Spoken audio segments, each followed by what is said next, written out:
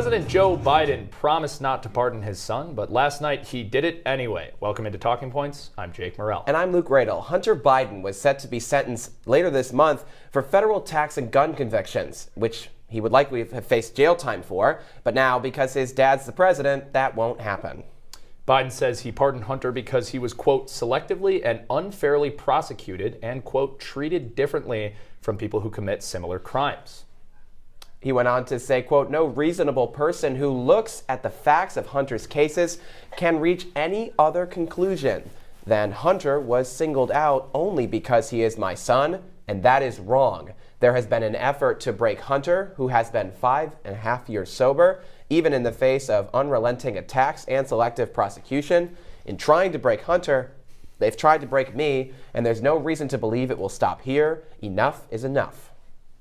The decision is not a total surprise given Biden's close relationship with his son, but it's a major flip from what he said when he was running for re-election just a few months ago. Here's what he told David Muir in the days after his then rival Trump faced his own felony convictions. But one thing for certain is stop undermining the rule of law.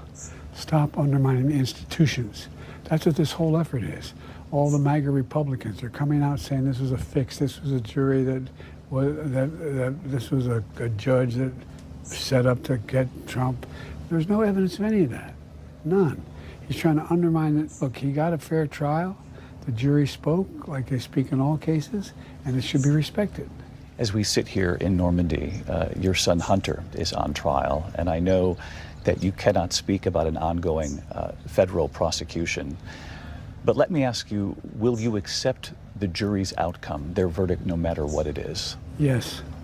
And have you ruled out a pardon for your son? Yes. You have.